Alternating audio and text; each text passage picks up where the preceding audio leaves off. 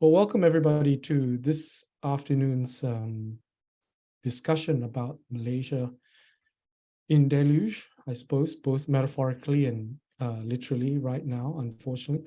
We're going to try and get through as many themes and topologies, I suppose, about the 15th general election as possible.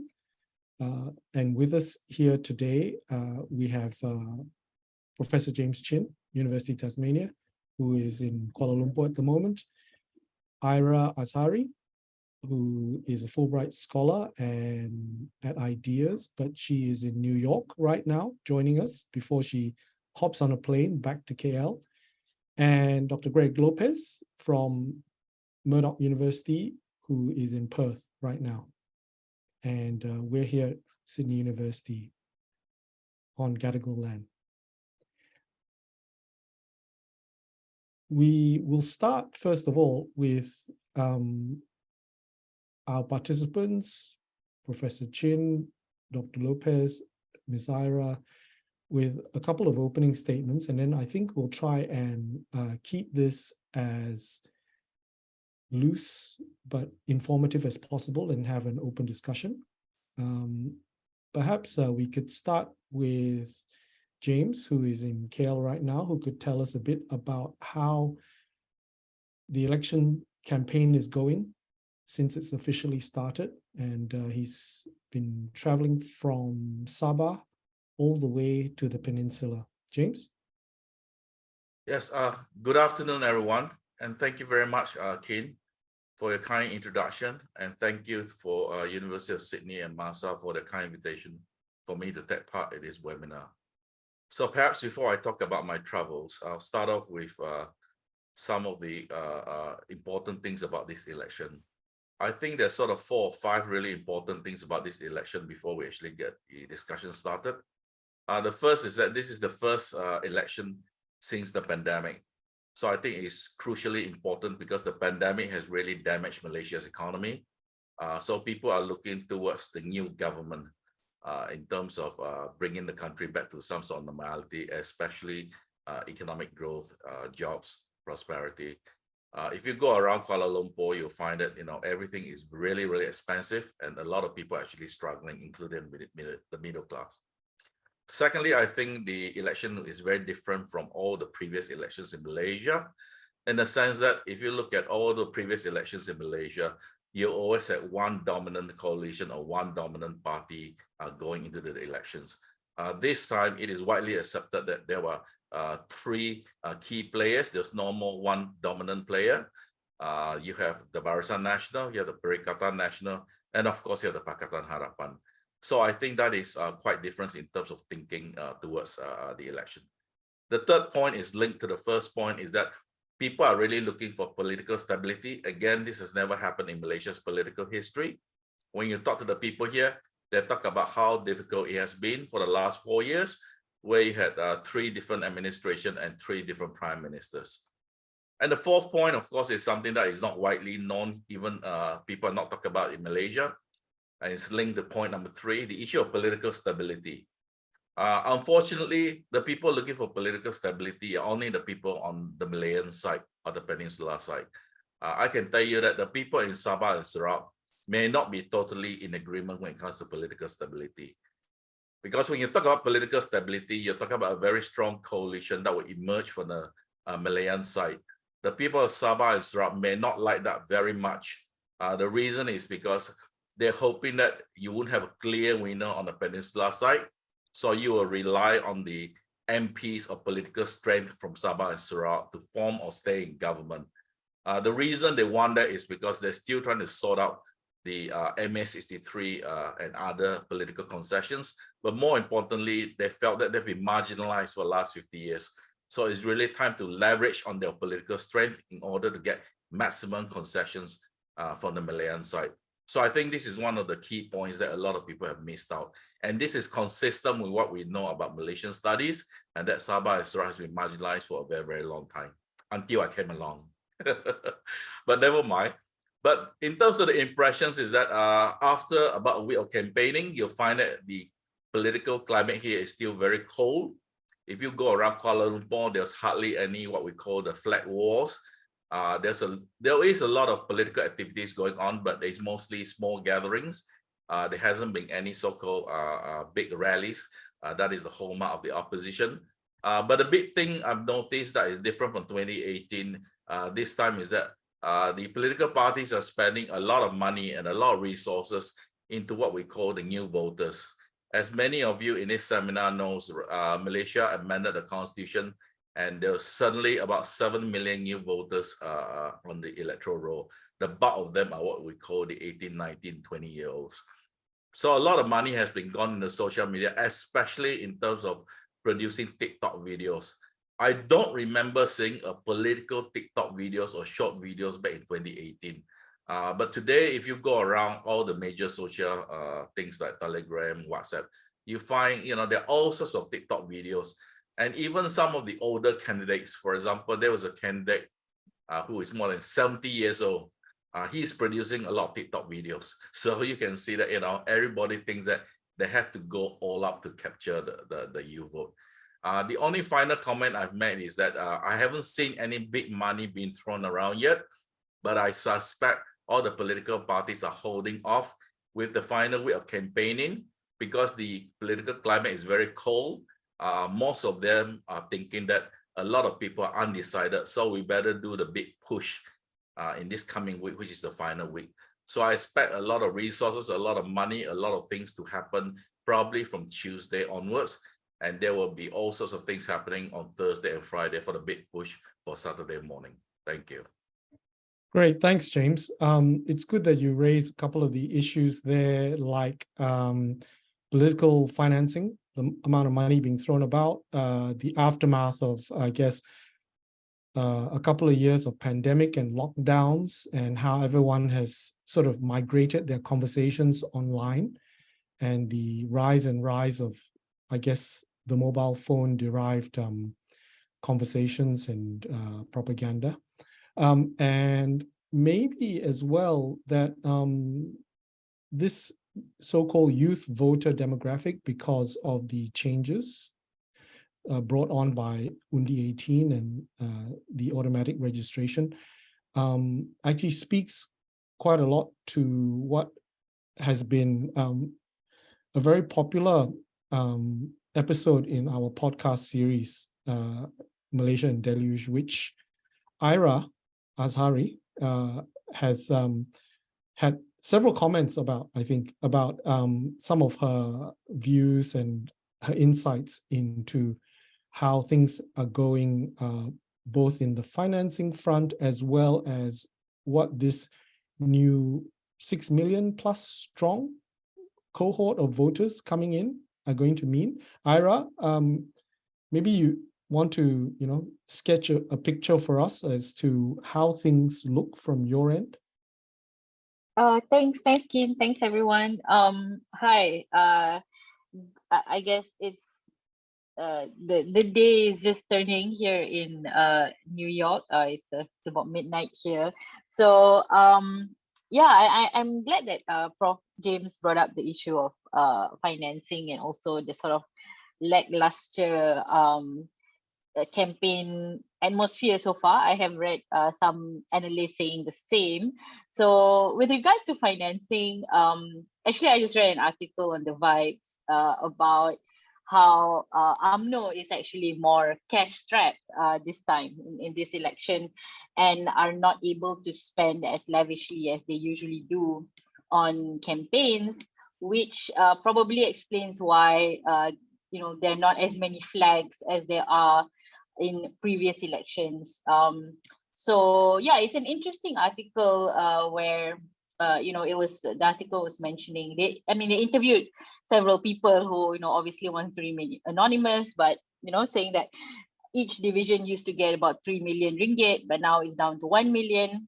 And UMNO is a party that, if you want people to go out there and do the pacak bendera, they need to be paid, right? So when there's no money for that, then that explains why we probably don't see as much of that.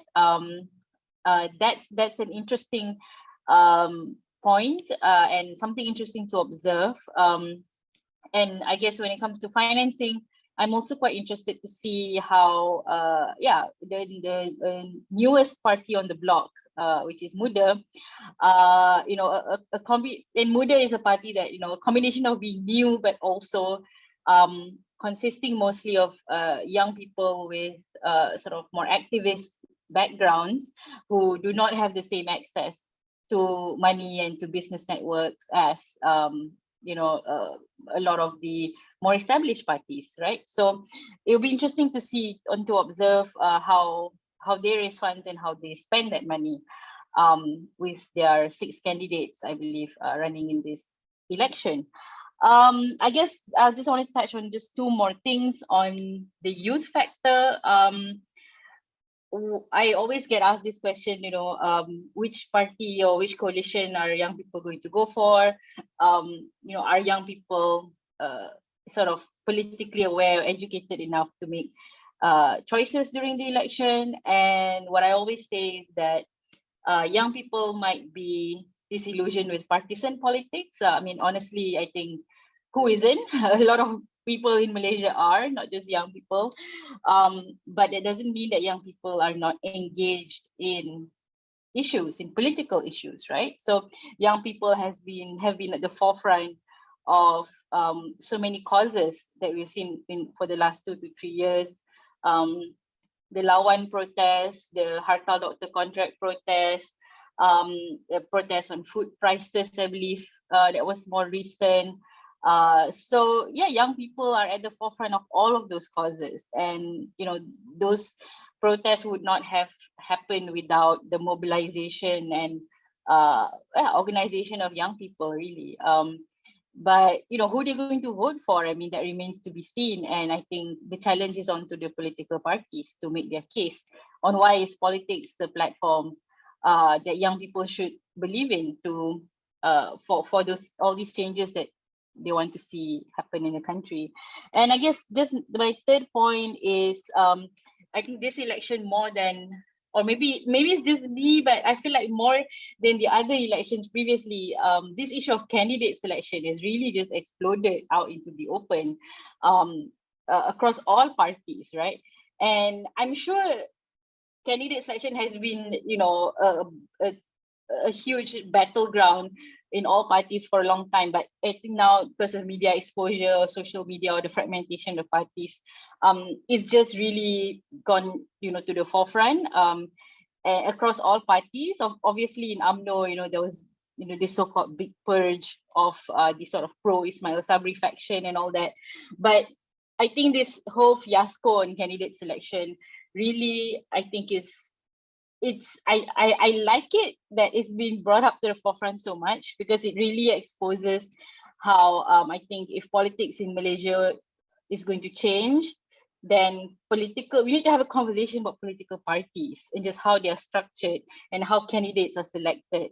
Because unless we do that, then we'll never have young and new fresh blood in our politics, right?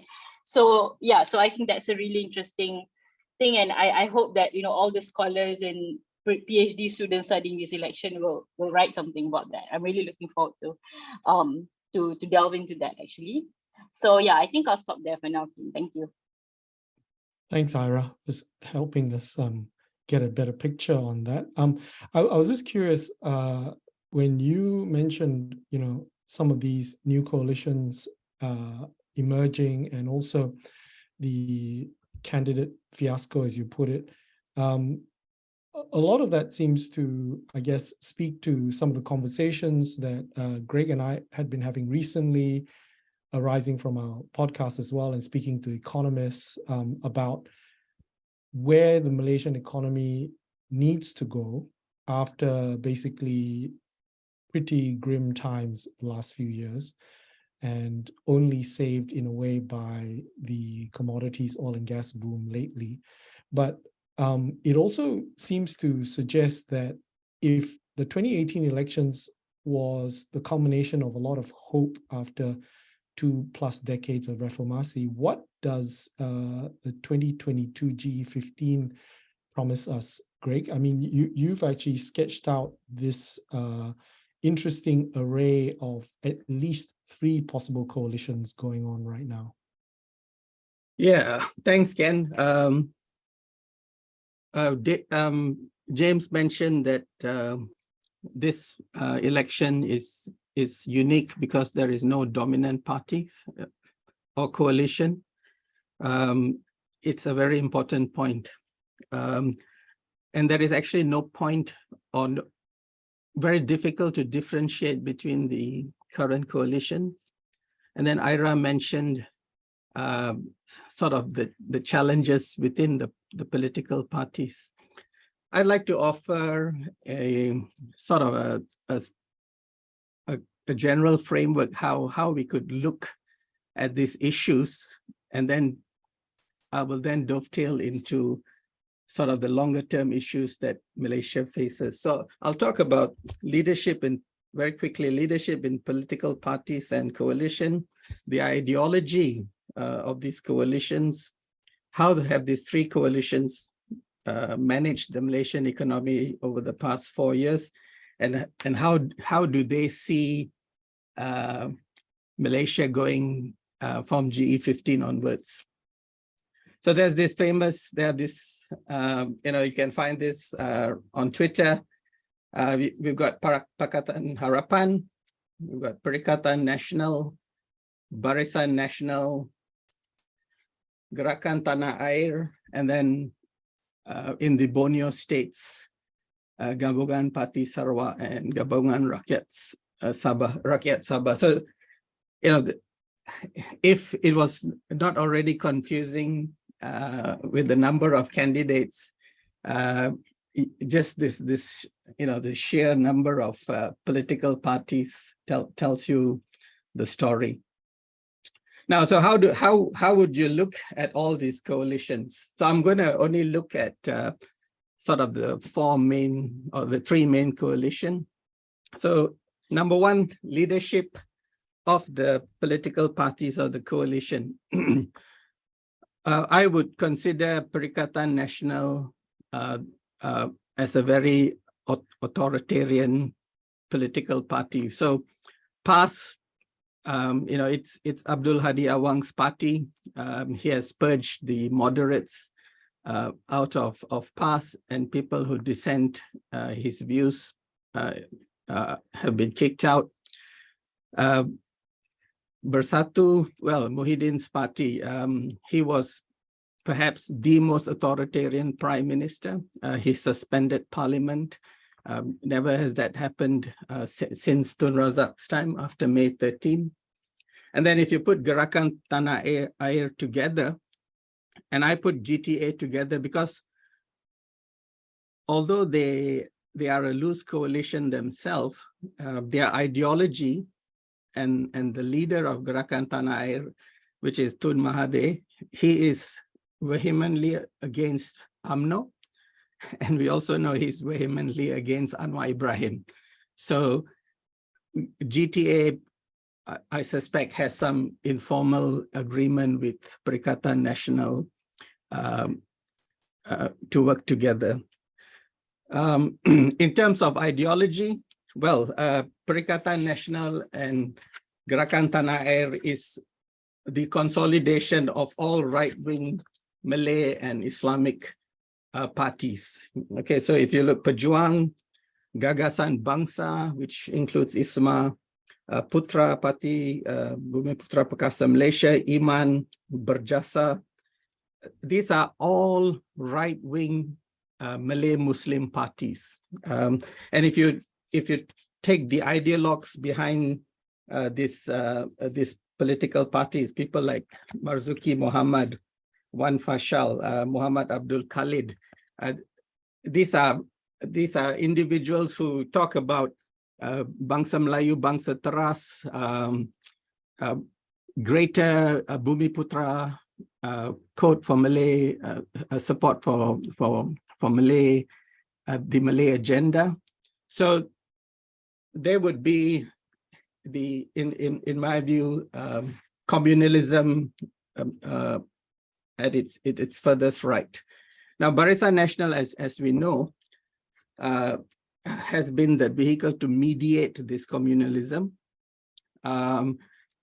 over time, with the strength of UMNO, they've moved towards the right, but still there are structures within Barisan Nasional that, it's not far right. It's somewhere in the middle. And Pakatan Harapan, given the genesis of it, reformasi, so Pakatan Harapan Ketuanan Rakyat, and because Bumi Putras are the majority, so you have a form of Ketuanan Melayu, but Ketuanan Rakyat is more ingrained. And then you have Perikatan Nasional, which is Ketuanan Melayu Islam.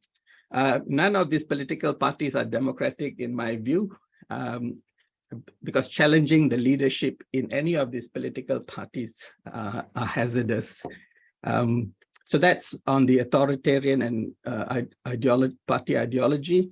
Now, in terms of economic management, I have to say that all of these coalitions, when you look at the aggregate indicators in Malaysia, GDP, national income, inflation, and so forth, the aggregate numbers are stable. So there is no one, one coalition that has managed Malaysia poorly. Now, there have been incidents, but by and large, I mean, if you look at economic growth, now the COVID hit, there was a recession, 5.6, but very quickly we recovered. Which was through good economic management of Perikatan Nasional, and we recovered. So the fundamentals of Malaysia are sound, and all of these coalitions have managed the Malaysian economy well. Which then comes to my last point about what do we do post GE15, because there are fundamental issues that has plagued Malaysia, in fact, since the 1990s, which we have not addressed, the structural issues. Now, as we have seen, Pakatan Harapan tried, failed. Barisan Nasional have tried. Najib Razak tried, the new economic model. Because of legacy issues, it's going to be extremely difficult for any coalition to bring about fundamental change. But on the vision for Malaysia, Perikatan Nasional came about because of Pakatan Harapan and supposedly DAP or non-Muslims running the country. So Perikatan Nasional is going to take Malaysia into a very conservative era. In fact, Pahang, Tan Sri Muhyiddin Yassin has said that PAS will be the next, if BN wins Pahang, Perikatan Nasional wins Pahang, PAS will get to rule Pahang. So, and PAS under Hadi is very conservative. And Barisan Nasional, if you look at some of the ideas that have come through the manifesto, Zahid has actually promised tax incentives for the private sector who encourage a multicultural management. Now that's interesting as an idea. I don't know if it will be legal, but you can see BN is, still has that sort of multicultural approach. And then Pakatan Harapan, as we said, structurally because of DAP and PKR, but also the genesis of Pakatan Harapan, which is reformasi. It is the only coalition that has a reform agenda driving the coalition. Back to you, Ken. Thank you. Thanks, Greg. That was very good, actually, to sketch out all of that. And I suppose I'm intrigued in a way in how you've presented it graphically to see that Pakatan Harapan is the most centrist of the other two coalitions, but also which of them might be most centered on some sort of reality of where the political economy is right now. I think there seems to be a lot of commentary, and James, you've just confirmed this, yourself when you were saying in your opening that a lot of folks on the ground, despite the quite good economic data that is coming out, are still struggling to recover from the pandemic's first 2 years. Would that be right, James? Yes, so if you speak to the ordinary people in Kuala Lumpur, they will tell you that prices have risen across the board, especially in this part of the world, people eat out all the time. So a lot of things are getting much more expensive. But the big items will be in the supermarkets. Almost a lot of the consumer products you'll find in Malaysia actually imported, and they're all denominated in US dollars. So the Malaysian ringgit versus the US dollars has really, really gone down. Part of it has got to do with the fact that the US raised their interest rates. But in terms of the Malaysia, it has been falling for the past 2 years, but combined with the hiking interest rates, it has really, it's really been a really, had a really big impact in supermarket prices. But I myself am shocked at some of the prices of items at shopping centers. One of the things about living in the Klang Valley and the major urban centers that people do a lot of malling in the middle class. On the weekends, they spend almost the entire day at shopping malls. They eat there, they shop there, they do everything there. And you'll find that prices have really, really gone up. So the analogy I use is that, for the middle class who used to go to Starbucks every weekend, they may decided to order one less items every time they go to Starbucks. So it has really, really affected them. Wages, interestingly enough, have not gone up. I've spoken to, yesterday I was at an event with university people and university students, and I was shocked that a brand new honors graduate in engineering from one of the top public universities in Malaysia, their starting salary at a major engineering firm is 3,000 ringgit a month. Those of you who live in Kuala Lumpur know that you can barely survive on 3,000 ringgit a month. So that is actually quite shocking to me.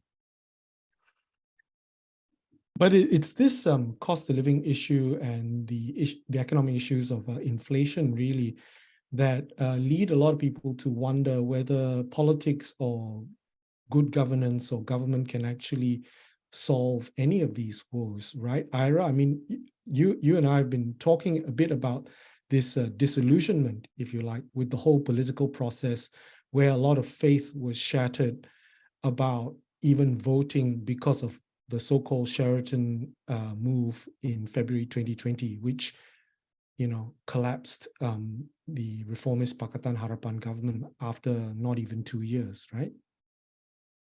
Yeah.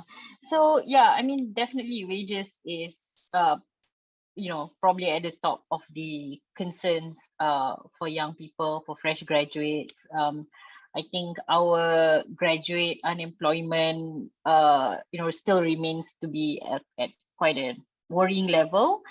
And of course, a lot of these problems are really just structural, right? So when we talk about wages, of course, there are the current economic issues that affects all these things. But when you think about it, when you really sit down and really sort of are forced to think about the source of these problems, it goes back to our universities, the education system, how technological adoption, I guess, of our industries, because we are churning out graduates with degrees that somehow do not have a place in our economy, right? So forcing us to ask all these questions. So what jobs does our economy actually need, and what kind of graduates that we are actually producing? So all of these are just really structural, and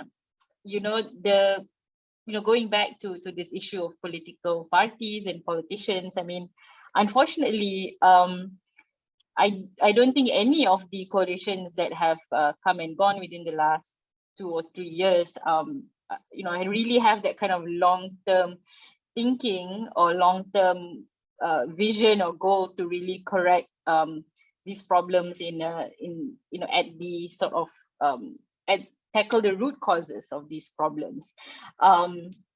You can't just put a band-aid on things and expect everything to be okay.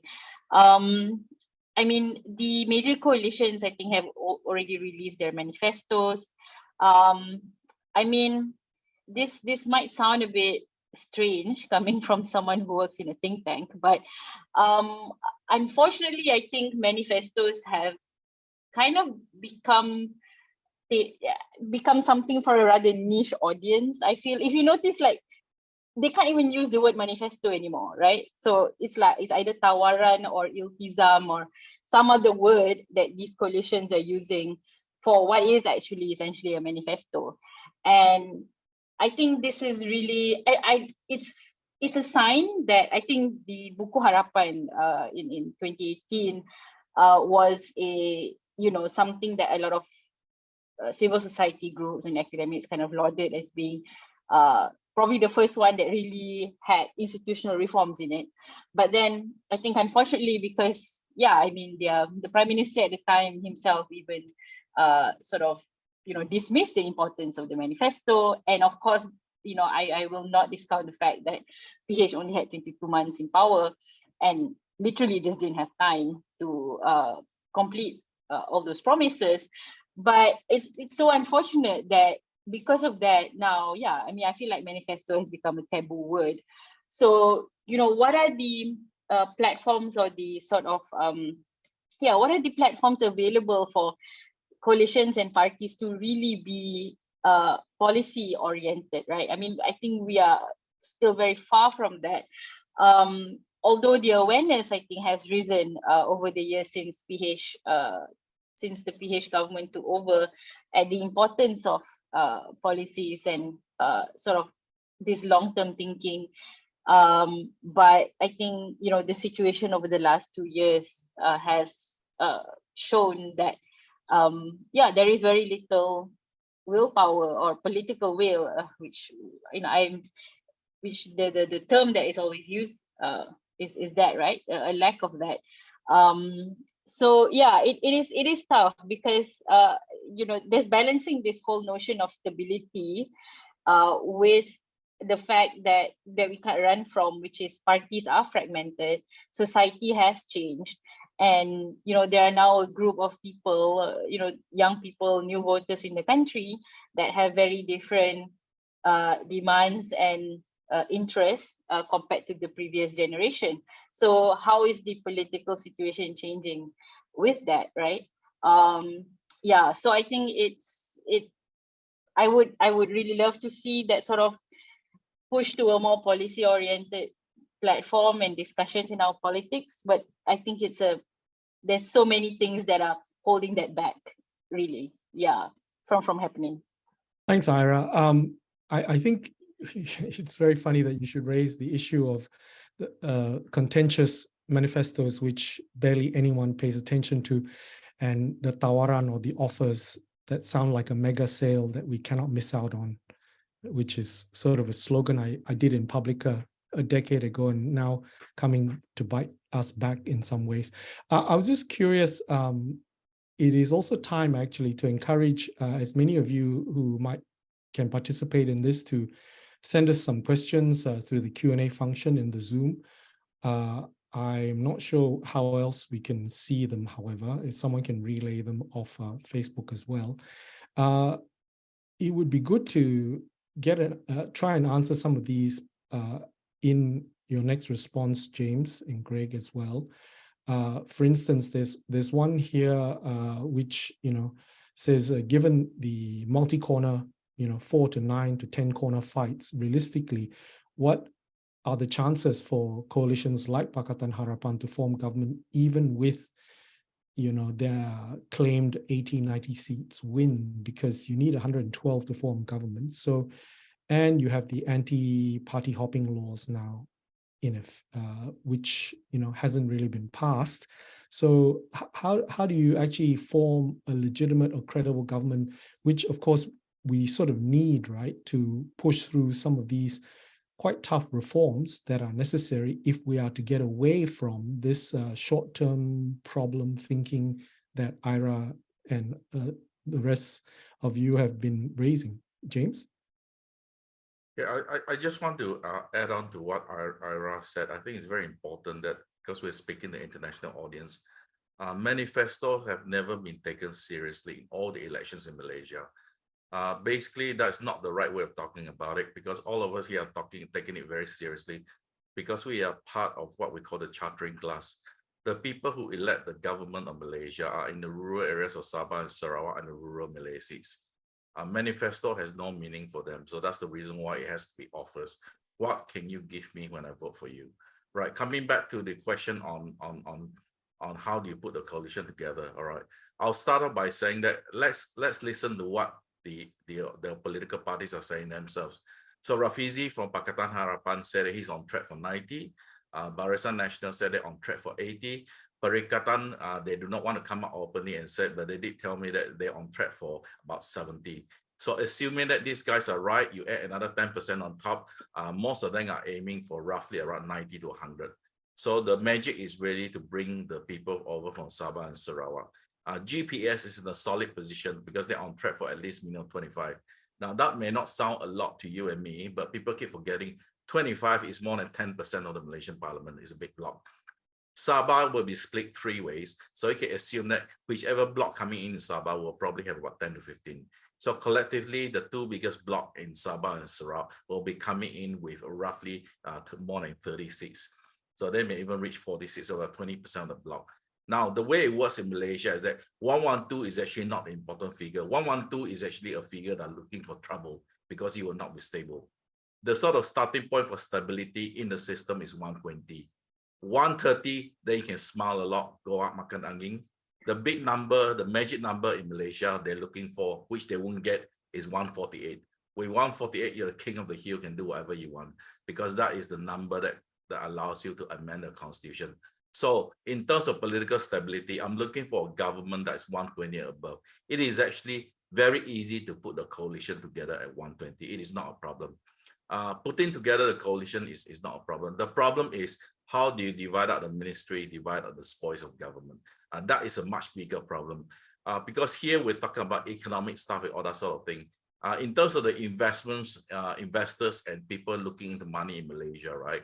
They're actually not looking for much. They're just looking for political consistency, consistent economic policy, but more importantly, they want to look for rational actors in charge of economic policies. One of the problems we had in Malaysia is that very often some of the ministers appointed to key economic posts have not been very consistent, and for lack of a better word, and I'm going to get in trouble, but I'll say it anymore, they've been practicing more economics. So this is not what investors want. So I think we have to be very clear what we're talking about here.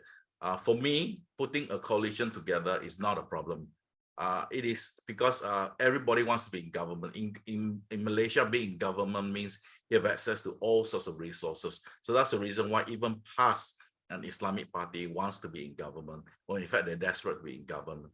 The problem is that how do you run a coalition government so that it is stable? So I'm suggesting that all of them are looking at numbers of 120 and above. Yes, exactly. Greg, you have actually done some rough calculations on possible coalition numbers on this in the conversations about how do you get enough numbers to do a legitimate or credible government so that we can actually develop policy that actually has better long-term implications. So my view is that Malaysia will be in for a few more years of instability. I don't think so. Given the the factors that I've put out just now, the nature of the leaders of these political parties, except for PAS, which has a long-term goal of making Malaysia an Islamic state, and therefore it can work. It can work. It has worked with DAP when it was convenient. It has worked with PKR when it was convenient. It has worked with UMNO. It's worked with Bersatu. In fact, it wanted to continue to work with UMNO and Bersatu. So for PAS, its ideology drives its strategies. So it's very clear on what it wants, and it's even prepared to wait out. So yes, they want to be in government, but they're prepared to cede ground as long as this greater agenda eventuates. So PAS is certain about that. Not so with the other political parties, and even PKR. Being in power is important, rather than the sort of an ideology or a vision for Malaysia, and that I am prepared to defend it in opposition. So because of the nature of the leadership of these political parties and the lack of ideology, and because economic management, we're still doing well, I would say, 3%, 4% growth, better than the average in Southeast Asia. Despite the points that both Ira and James made earlier, in fact, there is a World Bank survey in May 2020 that said nearly 60% of households felt that they were not at all or only partially able to cover their monthly basic needs. Share of households with no savings has increased from 16% to 21%. So there, at the ground level, things are terrible. But this is also why populism works. All the manifestos or these promises, none of them are costed, okay, which then brings in this other bigger issue, operational expenditure, our budget, a very narrow income stream, primarily from fossil fuel, and an export market which is increasingly becoming competitive. Yet our human capital have not been able to really adapt to these changes. So, but because none of this, with the exception of PAS, none of the other political parties have actually a long-term vision, nor a leader who have long-term vision. So they will be cutting deals. And I think the Malaysian electorate is themselves uncertain because there's really no point of differentiation. And so this is where networks, how closely you are able to get your voter out, how good your grassroots infrastructure is going to really matter. So I don't see stability in a formal coalition for the next 5 years. Thanks, Greg. It sounds almost as grim as what Ira was sort of explaining previously. I was just curious, Ira. There are several of these issues which are like so-called many elephants in the room. I mean, there's the climate emergency, which is of course affecting people in the Klang Valley right now, amongst other places. There is the remarkable reversal and going backwards in a way of women candidates compared to the previous elections. There is obviously the rising inequality, which aren't really told in the GDP figures. So there are a couple of these other issues, right, Ira, that we were looking at. And I also see some of these questions here, the Q&As on the side here, where, for instance, can a lot of this be linked to the corruption of the whole governing process? Yeah, I wanted to just quickly answer that question on corruption. If you look at the social media and also the charamas that's been going on during the campaign, yeah, I mean, of course, these politicians, will say that corruption is the main thing that we need to fight. I just read an article where Azmin was saying all the other coalitions have corrupt leaders except for PN, so this sort of grandstanding on, we are less corrupt than the other coalition is central at, all the political campaigns. But what I'm afraid of when corruption is being talked about in this way, and actually it's quite similar to 2018 with the whole, the anger at Najib and 1MDB. Of course, it is good that, politicians are going out there and telling people that corruption is bad, But my fear is when it's talked about in this way, it becomes, you hate the individual and not the problem of corruption in itself. Right? So, because, and when we talk about corruption, of course, it's easy to imagine the court cases and the billions, that's lost. I mean, it's not easy to imagine billions being lost because, most Malaysians out there don't have billions. But what I mean is, it's very visible. It's in the news every day, and you can read about it.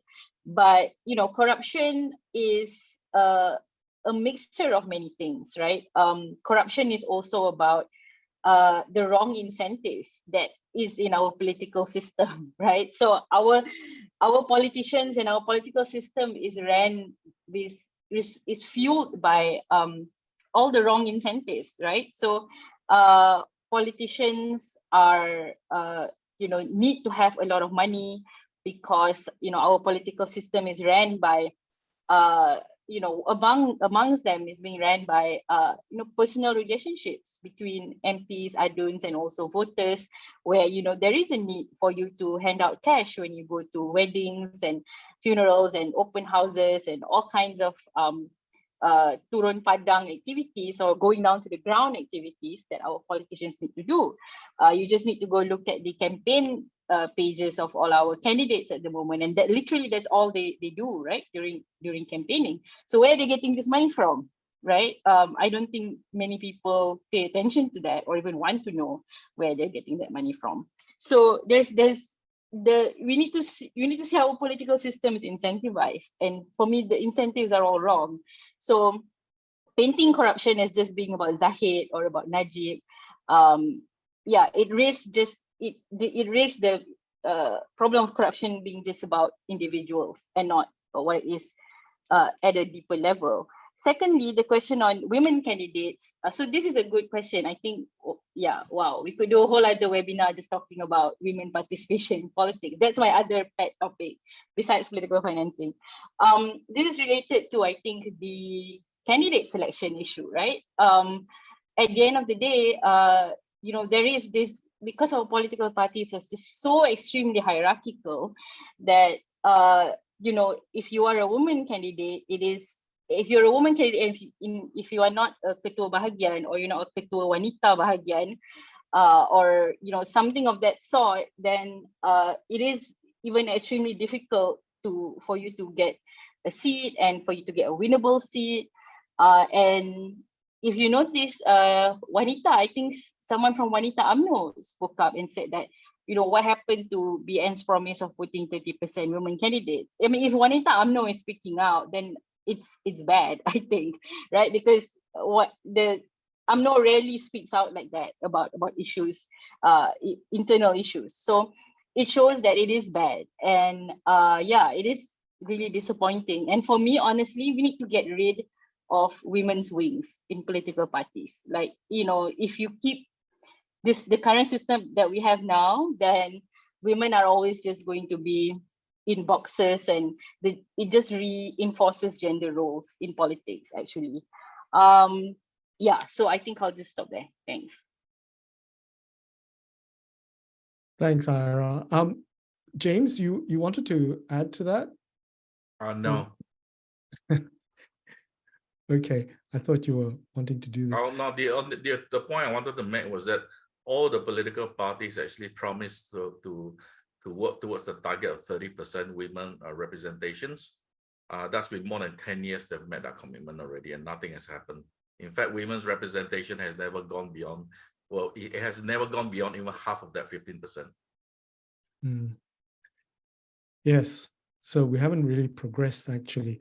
I just thought we should try and answer a couple of these questions that have come in. One is about referencing a quote from the Malaysianist, Dr. Elvin Ong, that claims that Malaysia is on the cusp of being a normal democracy.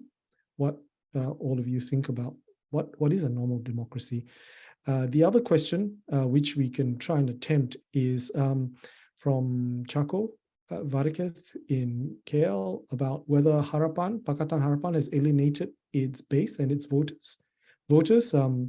by removing popular candidates, many of whom are active or known in civil society, like Charles Santiago, Siva Rasa, Maria Chin, Tian Chua, or even fielding unknowns into what are considered safe progressive seats. There is also another, I think, question that's linked to this about what are the chances of Pakatan Harapan forming government if there's no clear winner.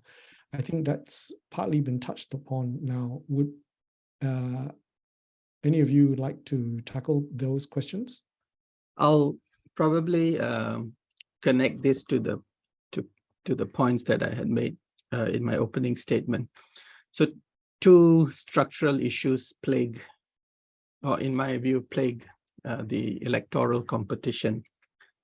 One is communalism, and political parties are formed to address communal issues. And then this dysfunctional electoral system that amplifies these communal issues. Now that then plays out into the political parties and candidate selection. Now there are certainly other variables, but these structural issues around communalism and how, what James said, over-representation of Sabah, Sarawak, and rural areas. So in effect, it's not one vote, one Malaysian citizen. So in that sense, Malaysia is a dysfunctional democracy, but it's not unusual. In the United States, we have all this problem. Now, in terms of selection of political candidates, on the one hand, although we have seen sort of instability since 2018, for the longest time, we had a very stable, albeit authoritarian political system, which sufficient amount of competition. So this instability is due to, in my view, the changing nature of society and society attempting to find its expression and a legacy political regime or system trying to adapt to that. But because we have stable political parties who have their own ways of selecting candidates, fairly or unfairly, that's the system we're part of. So yes, it's unfortunate that Charles Santiago, Siva Rasa, Maria Chin have been removed, but it's also unfortunate that Khairi Jamaluddin has to go to, stalwarts, senior UMNO candidates being removed, and yes, definitely unfair that women who are, I think, close to the majority in terms of the electorate, if I'm not wrong, is so underrepresented. So these are the kind of structural issues that, I hope our political leaders are thinking through, and civil society, think tanks, and so forth. We will need to address this changing society, and the political system has to change. Otherwise, this instability will go on. Back to you, Ken. We'll try and answer a few more questions before we run out of time as well. Just looking here, there is this other question of whether who might well be the likely next PM. I realize that our conversations have less been about the personalities of the good old Anwar versus Mahathir versus Muhyiddin versus now possibly the return of Najib or Muhyiddin, Ismail Sabri. I think there was a question earlier in our Q&A where is there such a thing as a Najib factor? And and also who I guess the likely PM might be, and what I suppose is a good open question here from Siu Ching Lee is, what should normal look like after these elections? Would any of you like to tackle any of these, please? Okay, since nobody wants to answer, I'll answer all the controversial things. In terms of the prime minister nominee, to me, it's really not, there's really nothing controversial. We know who's going to be the prime minister. So if Pakatan wins, it will be Anwar Ibrahim. And in terms of Barisan Nasional, it depends on the margin of victory. If Barisan doesn't need any more new partners to come in to help them hold up the government, the prime minister will be Zahid. So again, no question. Perikatan, no question, because they're not gonna be in the position to cobble a coalition together. And in terms of GTA, Mahathir is facing retirement. So I think basically the only game in town is Barisan Nasional versus Pakatan Harapan. Yeah. Clear enough? Okay. Yeah, just as a counterpoint to James, like I said, it's normal will be fluid. So more of what we saw the past 4 or 5 years, because these leaders are just so Zahid is fighting for his life, and there are Najib, Rosmah, and a whole bunch of other Barisan Nasional leaders, you know, or not fighting for their life, but don't want to be in jail. So even if they lose, they're not going to give up. They will continue to destabilize. And because of Barisan Nasional, UMNO's long history, Parti Kerajaan, they still have those deep roots into public sector and you know, GLCs and so forth. PAS as part of Perikatan Nasional is, in my view, the strongest grassroots party after UMNO. And in recent years, because of what has happened to UMNO's credibility, they have actually sort of expanded. If you listen to Bridget Wells' latest talk, so they have been, you know, and this is past long-term, prepared to do the hard yards. You know, they've you know, their club, their Amal, you know, they've got their unit Amal. They take over parent-teacher associations, their tadikas. They provide, you know, very personalized, what UMNO used to do. So PAS and UMNO have strong grassroots movements that even if they lose, you know, they will play a hard game. Pakatan Harapan found out how difficult it is to dislodge those long-standing ties. So I do not know who the prime minister will be, but he won't last very long, in my view. Whoever who becomes the prime minister. So, Greg, are you saying that whoever is elected the prime minister after this GE15 won't last very long? That's my view. Yeah. For those reasons that I put in my opening remarks. There is even if Zahid becomes the prime minister and UMNO has a majority, Zahid won't last very long. Yeah, so that's based on an assumption that BN will get 130, 140, and so what I'm saying is that assumption. So I don't make that assumption. So you mentioned earlier, you know, 80, 90, each of those coalitions on their own right, they might get that points, and then to cobble a coalition to get into that. So Sabah and so Sarawak, as you know, they would support anyone, I think. And you mentioned they won't support Perikatan Nasional, so which means either BN or Pakatan Harapan. Sabah is split. I think it's more complicated then that ability. I think forming coalition is a complicated process. That's my view. And therefore, who becomes prime minister is fraught, unless some new form of thinking around how parliament and government should work is established. So that's it's just a proposition or view that I have. Yeah.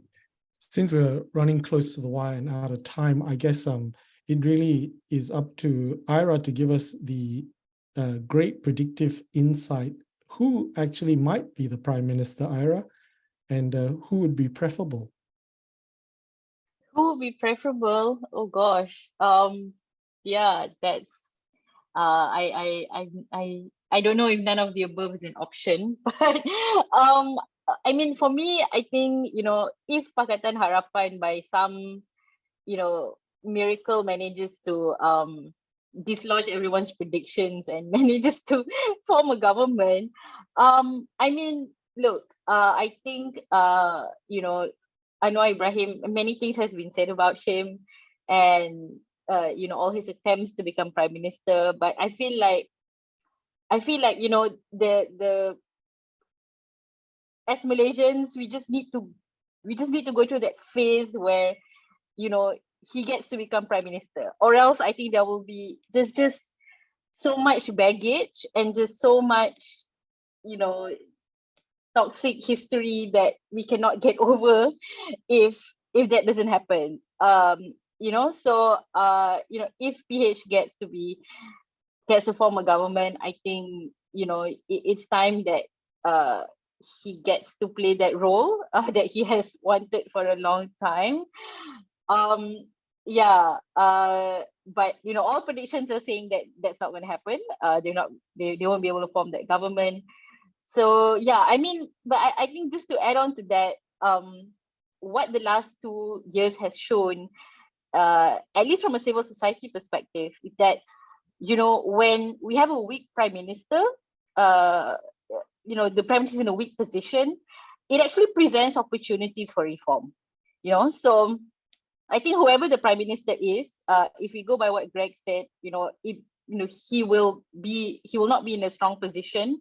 I think that's the time when civil society needs to come in and really push through the reforms that we have been asking for all these years, right? So I think the instability and the weak prime minister will probably be the new normal, but that will also open, I think, windows and doors of opportunity. So that is my hope, whoever the person will be. Yeah. Great. Have you got a prediction? Not really, no. I mean, yeah, looking at the situation now, I mean, I think it will be BN who will have the sort of what's the term for it? First mover advantage to form a government. Yeah. Maybe the casting vote, huh? Yeah, there you go.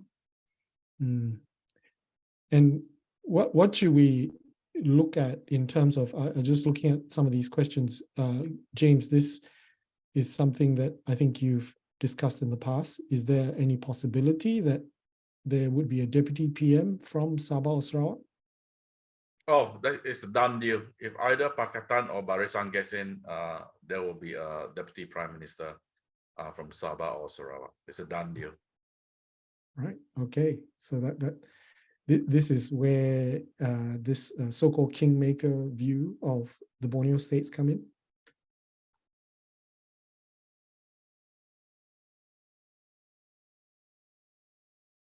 James? What? Sorry. Did you ask me a question? Oh, I thought that was a comment. I thought that was a comment saying that Sabah Sarawak be kingmaker. Oh, sorry. I know you feel quite strongly about that particular point, but me?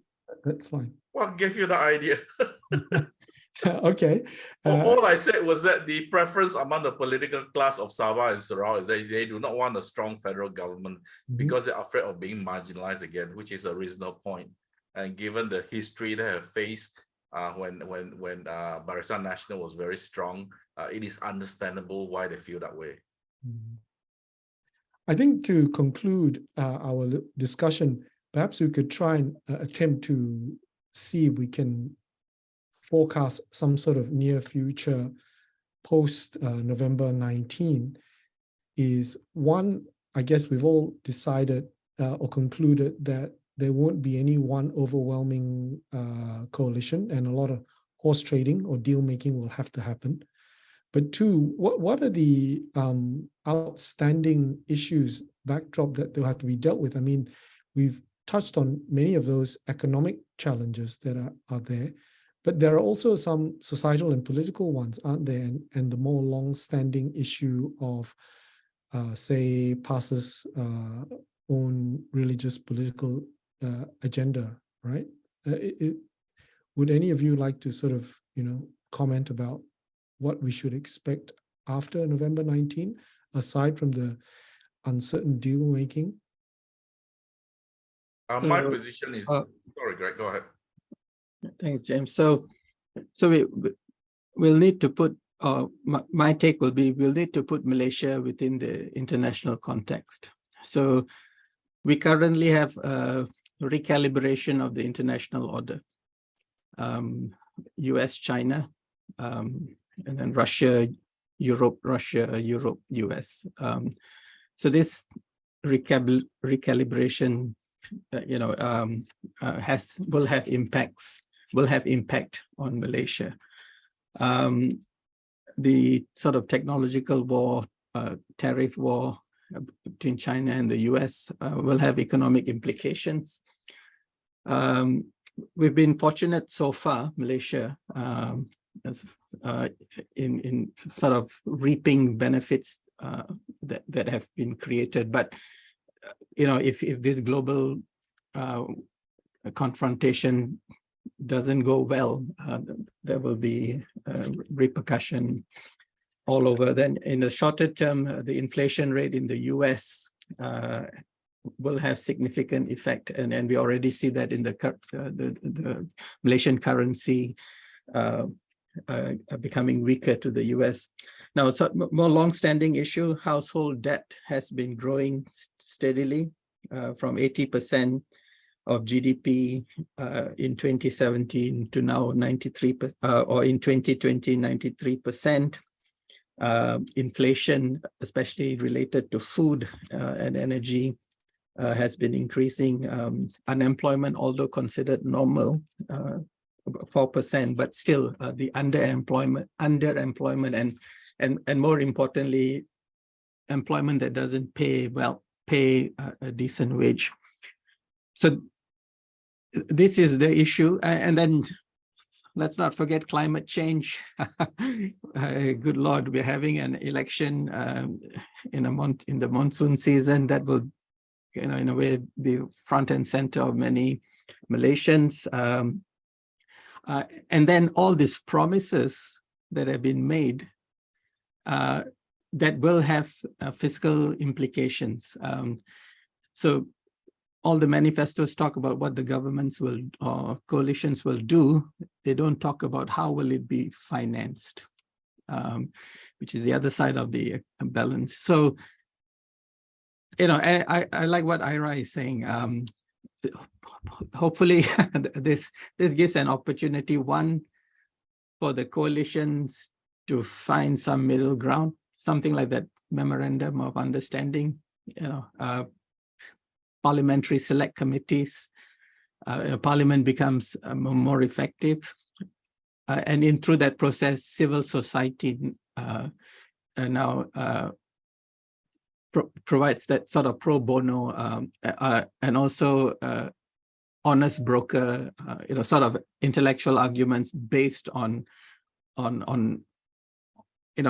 remove the politics in the policy making and sort of here's the best idea.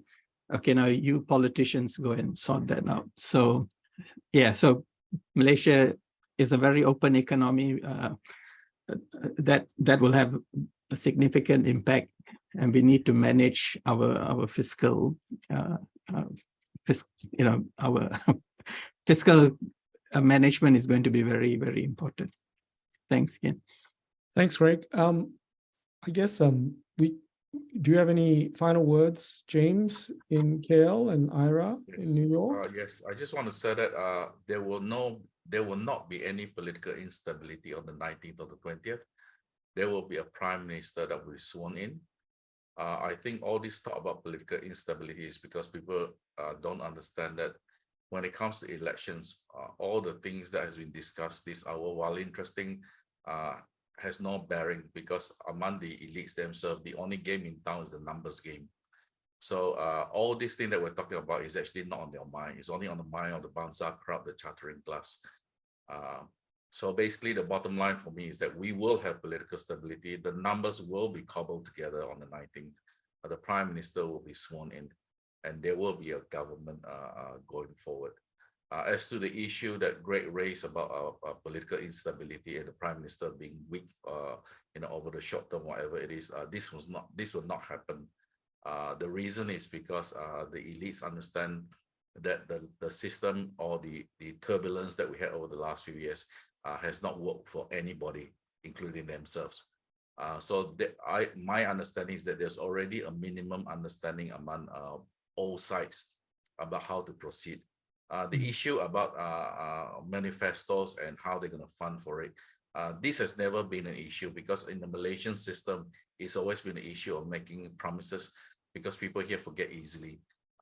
So I don't want to put anybody down, but I'm just saying that that is not the reality of how politics is actually run. Of course, people like us, the chartering class, we can talk left and right, but I'm saying that is not how it actually works in practice. How it actually works in practice is that the senior ministers and how powerful the individuals are carve up the resources for their own ministry. And, so that's the reason why just now when I talk about governments, the appointment of key ministers is really important. So for example, in this government, right, we know that Ismail Sabri is supposedly the prime minister, but in terms of the power, application of power, Hamza names always floats up because he's very powerful. So I think we need a bit of realism. I'm trying to introduce a bit of realism into this this discussion. So look, I am. It's interesting because in everywhere else, people say that I'm not the optimistic person. I always say bad things about it, but it appears that in this forum, I'm actually the really optimistic person. There will be political stability, and there will be a government formed on the 19th or the 20th of November. Thank you. Okay, very good. Ira, you have the last word. Okay, thanks.